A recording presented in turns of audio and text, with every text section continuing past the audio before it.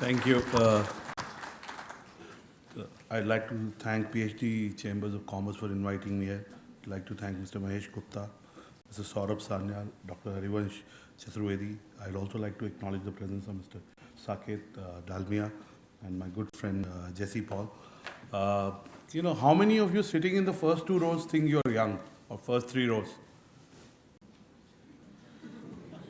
Your definition is wrong, sir. Youth is not about age, and it's not because I have now crossed 40. But youth is not about age. So I'll talk to you philosophically. I'll not tell you what you can Google the stats of how many people are on internet, how many, all those kinds of things. You don't need a speaker to come and tell you. You can just Google. In fact, 3 years back, I was teaching a course on entrepreneurship in MICA, and that was my first experience with students who had laptops and iPads, and they were as you were talking to them, as you were lecturing, they were kind of Googling. So the ability of professors and speakers to bullshit has come down since then. Because the moment you say something, they're checking. So you can't bullshit. Anyway, I don't bullshit to young people. You know why? You should never bullshit to bullshitters. So, can you put my presentation on here?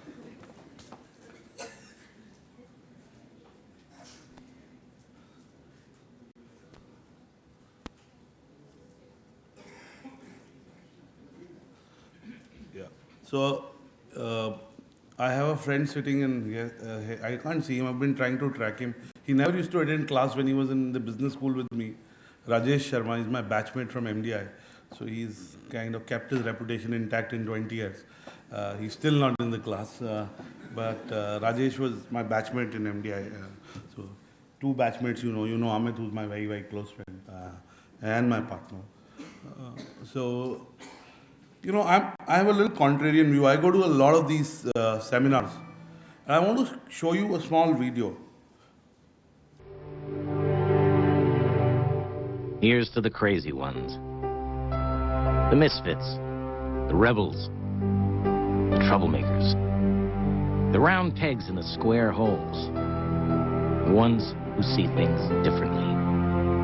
They're not fond of rules, and they have no respect for the status quo. You can quote them, disagree with them, glorify or vilify them, but the only thing you can't do is ignore them, because they change things. They push the human race forward.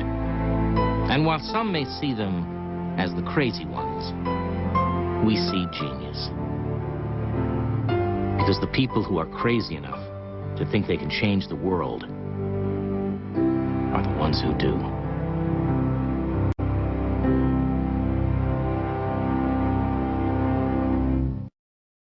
So, I normally say that I don't use PowerPoint presentation.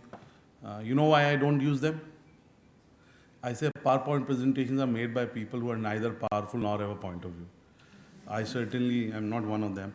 But Dr. Chaturvedi made really some very deep and very knowledgeable remarks, especially the parts that he referred from our magazine pitch.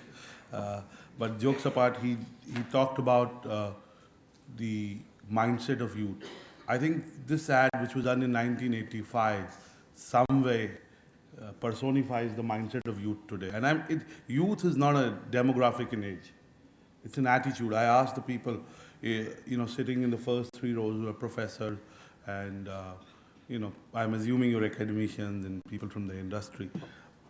Youth is not about age. I know when I turned 40, they said, 40 is the new 30, right?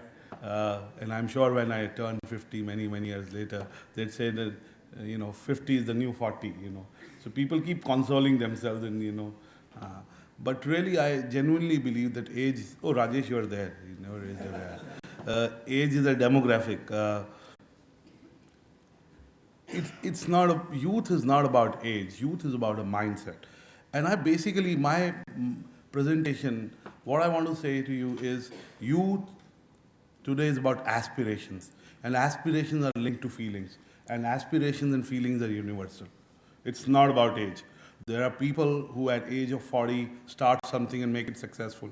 I'd give you the example of Boman Irani. He started acting when he was 42. And I can keep giving you people who started at 50 and at 75 are doing better than 20-year-old. work harder than 20-year-old. So really, I want to, my theory, what I'm going to present to you is, I believe that really youth is about a mindset. It is about certain aspirations. It is about certain emotions. And these are universal. Uh, so to say youth are different, yes, the times are different, hence the aspirations are different. And one key aspiration that is very different is when I was growing up, I first wanted to go to an engineering school, then I wanted to go to a business school, and then, really I wanted to achieve something and then give back. Today when I meet 20-year-old, 21-year-olds, I see them, they want to give back before they do. For them, giving back is achieving. It is very different from what I grew up thinking. I thought first I'll get something, I'll make enough money or whatever, and then I'll give. I think they want to contribute. How many of you want to be social entrepreneurs in this room? 5, 6 people. So really, my presentation is centered that it doesn't matter. Youth, we do a youth marketing summit. MTV does this youth marketing survey. All that is, we got to do something to earn our living. But as I said, youth is a mindset. So I want to. When you talk about youth, you talk about digital. So I want to show you this thing. Not so long time ago, I can still remember how the big three used to give you reach. If you splurged on a TV spot, your brand could really gain a lot. At least that's what they told you in the speech. But the digital revolution felt like thunder with every paper that went under. Bad news on the blogs, the industry's gone to the dogs. I can't remember if I cried when Viacom's lawsuit was denied, but something touched me deep inside. The year the media died. So bye those big upfront buys. Pitched my client who was pliant, but the pitch didn't fly. And old ad boys were drinking martinis dry, singing tech is taking us for a ride. Algorithms got me cross-eyed. Did you get the IO form, and can you tell me which ads performed? Wanna make her ask you so? And do you believe in ROI can click through, keep your eCPMs high? And can you teach me how to target real fine? Well, I know that you have low sell-through, 'cause yield is weak for all the page views. You use the same excuse that you can't sell without some schmooze. I was a lonely mad app creative type with some good ideas and a lot of hype, but I knew the picking was ripe. The year. So it's a 9-minute video, and really you can see it. But the point is, digital is changing the way we all communicate, not just youth. Digital is changing the way marketing professionals live their lives, how they build their brand. But I think the more it changes, the more it remains same. And why I say that? I say that because, let me tell you, most e-commerce companies that get lots of money in funding spend 60% of their budgets offline on mass media. They spend 20% on online, which is huge as compared to the 5% a typical brand does. So really, I believe digital is overhyped in India. I mean, I'm a digital entrepreneur, don't get me wrong. That's why I want to make my money. And me and my wife started a website on fashion 8 years back called stylecandy.com. We just acquired a company in Singapore called digitalmarket.asia.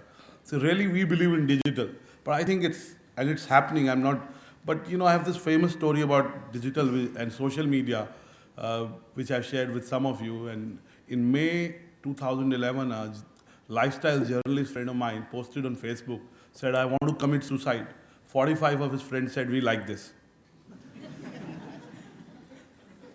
So, Facebook is not content. It's a distribution mechanism and it's frivolous. I mean, it gives the power of participating, and we can talk about how digital created revolutions and how young people, but we're talking about marketing. But I think branded content and brands and media are here to stay. And for me, media is not, it's the brand and content. The form doesn't matter. I haven't bought Business World as a magazine. For me, it's a business brand. And so we became a fortnightly a year back. We have a much improved product, probably the best product in the business space. But really, our focus is on our website because we want Business World to be a daily. So we'll do videos. We'll take on television stations and newspapers who are daily in 3-4 months in a full-on way. So really, social media and digital are overhyped in my view. And I will come to this a little later. And this is about innovation. I just want to say that when it comes to young people, what matters is innovation. And it's a long, he told me I have 10 minutes, I thought I had long. So I will not use most of my presentation. But I want to say to you that when it comes to youth, they have very similar aspirations as you and me. And again, I may not be the classic definition of youth as you define. I just want to tell you that in my view, marketeers are finding additional touch points with youth because youth are going out more. Today, when my friend's son or daughter calls me and says, I know you know the Percept guys, can you get me passes for Sunburn? I know young people are saving money to go to Sunburn or to NH7, and events are big. More people are dining out. We have Mr. Sarkar somewhere here in the audience, and he's going to speak in the afternoon. Today, more people are dining out than they are dining in their homes. More people are going out than they ever went. No wonder there are traffic jams on the road. But the point is, today, marketeers are finding more touch points to reach out to young people. So young people, in my view, have two things which are very different than what I had when I was relatively younger. One is the urge to give back before they earn something, before they really achieve. For them, giving back is achievement. And I think that's a big opportunity for marketers. Today, most young people like you want to hitch yourselves to your movements, to ideas, to initiatives, something that is bigger than the brand, something that is bigger than going to a movie or going to a pub or going to an event. So marketeers, if they want to connect with youth, what they need to do is to create movements, to create initiatives where young people feel enthused, are involved, and in some way drive that initiative. That's a big opportunity for marketers because, as I said, they want to give back before they kind of achieve, in my definition. Second is entrepreneurship. I think today, Mr. Gupta is there and he's built, Dr. Chaturvedi talked about how he's built Kent RO as an Indian brand, which is very successful and continues to grow. And all of us, as entrepreneurs, never realized, at least I didn't realize that I'd be an entrepreneur. When I was smaller, my mother would take me to astrologers and show my hand, and astrologer would say good things, and I'd tell my mom they want money out of you. So and I kind of never believed them. At least I never took them seriously. But the fact is, I became an entrepreneur accidentally. And the second thing that is driving youth, in my view, is entrepreneurship. So if marketeers can do these two things, when they talk about their brands, they need to talk about ideas that move you young people. 5 of you or 6 of you want to be social entrepreneurs. But the second biggest thing is being entrepreneurs. How many of you want to be entrepreneurs in this room? Right? I write a column on entrepreneurship in the Entrepreneur magazine, and I missed the Jan and Feb issue. I've been very busy about Business World, so I've lost some more hair. 11 editors now report to me. That's how you lose hair. If you want to lose hair, that's make friends with editors. You will lose it. I don't think you don't have very many friends with editors because you have lots of hair. So so I write a column. In my latest issue, I have written something called the concept of a blank check. And it's a very simple concept. In an organization, if I had an entrepreneurial manager, and today managers have to be entrepreneurial, I gave him or her a blank check and said, here is the money, go whatever you have to do to build the business. So I've created entrepreneurs in my company by giving them capital. And I wrote last issue, last issue, I wrote about reverse mentorship. I think people like me and Jesse need to get mentored from you. I have a young friend, he's 21-year-old. He's a sturdy boy. His name is Ashish Birgi. I was in a course in January 2012, and I met him there, and he became my friend. He mentors me. I think we as marketeers seriously need reverse mentoring. You know, marketeers think they know everything. There are only three people who have, they are of a certain marketeers, media planners, buyers, and journalists. They're the only people bigger than God. And in my life, these are three kinds of people I know. So I have achieved God, the godly state. I have met God. So I'm trying to tell you is that youth want to be entrepreneurs. If brands, if marketers can create initiative where they can help youth to become entrepreneurs, to realize their dreams, I think they will build great brands. And the spirit of entrepreneurship and the spirit of youthfulness is there amongst all of us. I don't know how many of you in the first three rows want to be entrepreneurs. At this stage, does anyone want to be an entrepreneur? No. Maybe you're married, so you don't want to take risk. One person, okay? So, really I can go on, I have a very large presentation, and he said 10 minutes. So I just want to say to you is that if marketeers can just do two things. One, identify initiatives which fulfill the need of young people to give back, they would have built the brand. Second, inherently today a lot of young people want to be entrepreneurs because there's so many opportunities, there is a capital, India is a different country, there are challenges. I had a friend who went to Rudraprayag yesterday, actually he's my Guruji, but he's a very modern Guruji, I can talk to him about my business, everything. And he was saying, Anurag, I'm very depressed. What's happening to Indian villages, what's happening to roads, nothing gets done.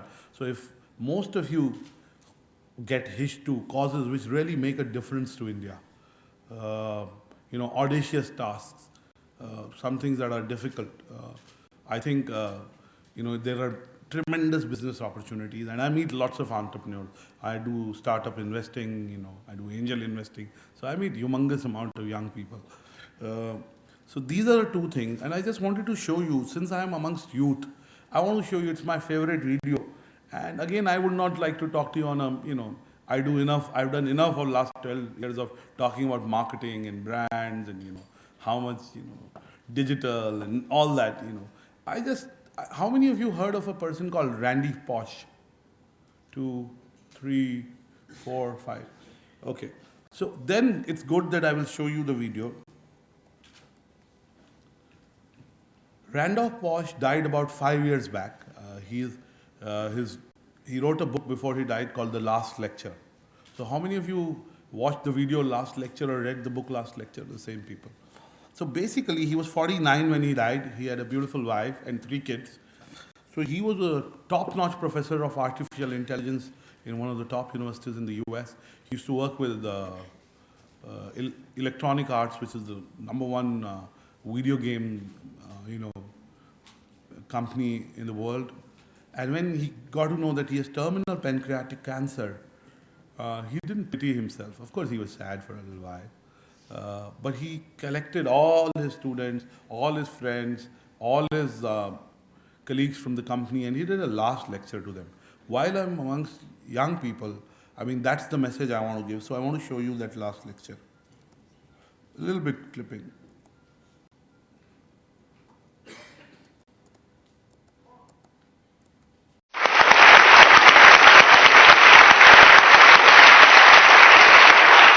So So I'm reprising a talk that I gave in September at Carnegie Mellon University. There's an academic tradition called the last lecture. Hypothetically, if you knew you were going to die and you had one last lecture, what would you say to your students? Well, for me, there's an elephant in the room. And the elephant in the room is that for me, it wasn't hypothetical. I've been fighting pancreatic cancer. It has now come back after surgery, chemotherapy, and radiation. And the doctors tell me there's nothing more to do and I have months to live. These are my most recent CT scans. The pancreatic cancer has spread to my liver. There are approximately 12 tumors. I don't like this. I have 3 little kids. Let's be clear. This stinks. But I can't do anything about the fact that I'm going to die. I'm pursuing medical treatments, but I pretty much know how this movie's going to end.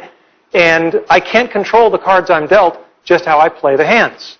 Now, if I'm not morose enough for you, I'm sorry to disappoint, but I don't choose to be an object of pity. And in fact, although I'm going to die soon, I'm actually physically very strong. In fact, I'm probably physically stronger than most of the people in this audience.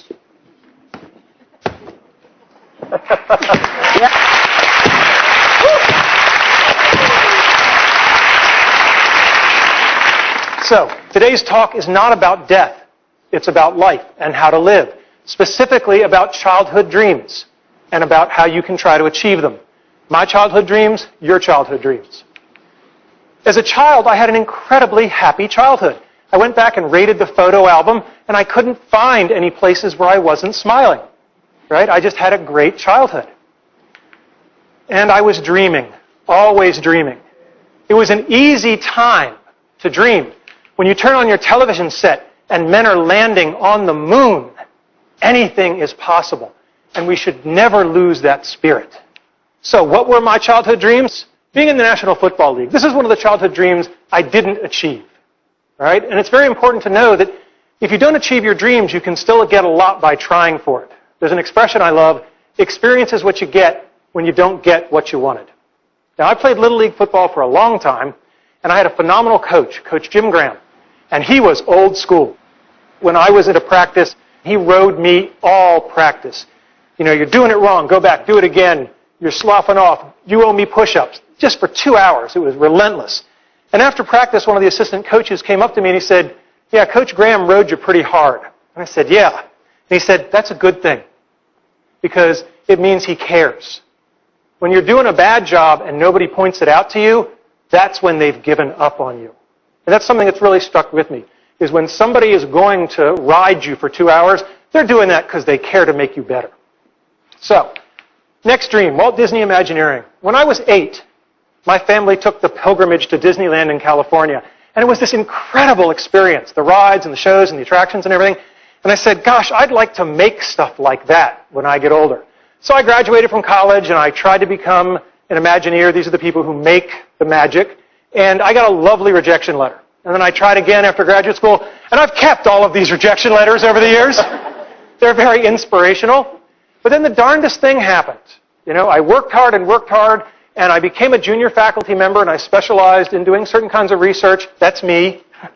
And I developed a skill that was valuable to Disney, and I got a chance to go there, and I was part of an Imagineering team, and we worked on something called Aladdin's Magic Carpet Ride. And it was incredibly cool.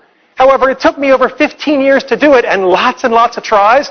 And what I learned from that is that the brick walls that are in our way are there for a reason. They are not there to keep us out. They are there to give us a way to show how much we want it. If you're going to have childhood dreams, I recommend you have good parents. So, you know, I could go on. It's a 1-hour lecture, but I wanted to stop here. And, you know, when I talk to young people, sometimes I find too much pessimism in them, which is very disturbing. I mean, I am 40 plus. I've seen a lot in my life in my 41.5 years. But, you know, young people need to be very enthusiastic. How many of you are very optimistic about India's future? Very, very good. Very good. So I'm happy. I want you to dream. I want you to be optimistic like he was. I want you to, how many of you had childhood dreams, which you still remember, right? Pursue them. I don't know what they are. I don't know how they link up to this Youth Marketing Summit. But I think if all of us dream something and then get on to the task of trying to achieve that, even if it takes 15 years, marketing will happen. That's a given. Brands will be built. You will become brands. How many of you want to be brands as individuals? Right?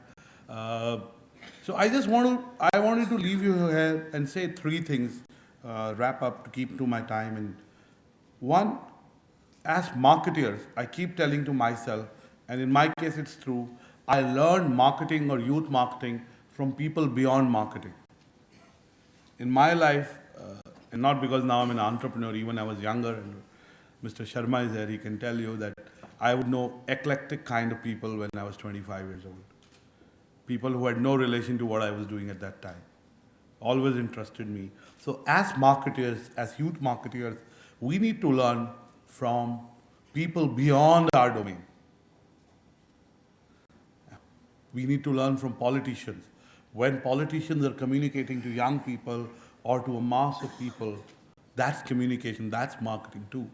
Actors, when you make a movie, when you're an entertainer, there's no ifs and buts. If the movie is bad and you haven't performed well, it will show up. It won't matter. If I don't do my numbers for the quarter, I give 6 reasons to my board. There's no reason there. So you got to learn from politicians, from entertainers, from actors, from authors. I mean, when you sell 8.5 lakh copies of your book, aren't you not a marketer? So in my view, if you as young professionals want to learn about marketing or youth marketing, you need to go beyond that narrow walls of youth marketing. In fact, if you talk about strategy in marketing or strategy in business or strategy as part of an enterprise initiative came from military, from war.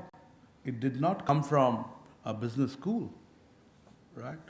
Second, become domain experts.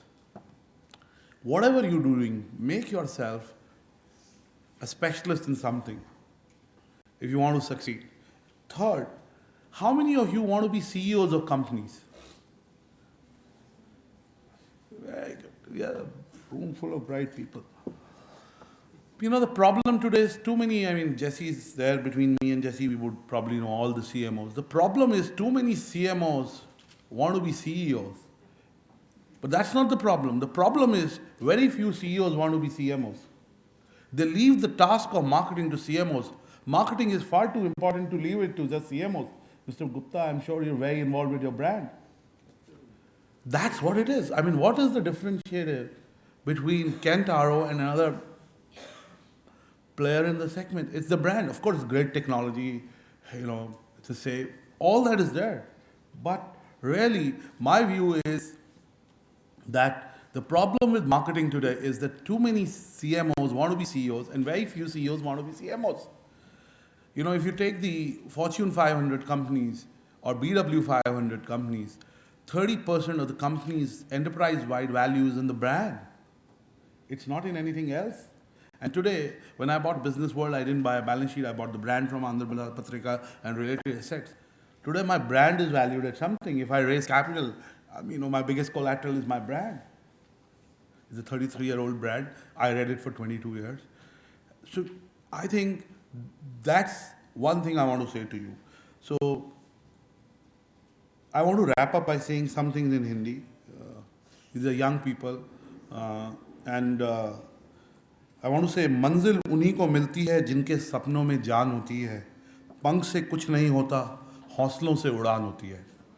And I also want to say, and this is a friend of mine who's translated Bulle Shah in English, so if you ever want that, I can share it with you. He says, नज़रों को बदल दो तो नज़ारे बदल जाते हैं, सोच को बदल दो तो सितारे बदल जाते हैं, किश्तियाँ बदलने से कुछ नहीं होता, दिशा को बदल दो तो किनारे बदल जाते हैं. So I think as young people, don't worry about marketing. Marketing will happen. Think of ideas. Marketing is about ideas. Marketing is about integrity. Do that and marketing will happen. And I'm doing this on my company time. There's no difference between my personal life and So I may do a shameless plug for 20 seconds. This is our weekly. If you want to be in marketing, do read it.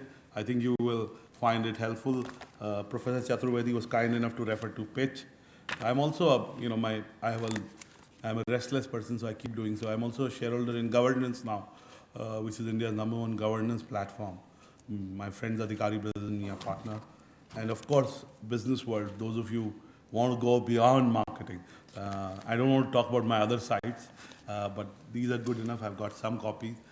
Thank you for being an audience that was receptive and interactive. I hope I've done the job of getting your mind thinking and get some food for thought, because when Dr. Chaturvedi was speaking, I thought I have this old joke and I would like to crack it for the 65th time in this year. I had the dilemma which was faced by the seventh husband of Elizabeth Taylor after you were speaking, when I was coming after you were speaking. And you know what the dilemma was? Rajesh, I'm sure you know my joke, right? You know what the dilemma was for the seventh husband of Elizabeth Taylor? No? On the night of the honeymoon, the seventh husband of Elizabeth Taylor said to Elizabeth Taylor, "Darling, I know what I'm supposed to do, but I don't know how to make it interesting." I hope over the last 15 minutes I made what I said interesting. Thank you.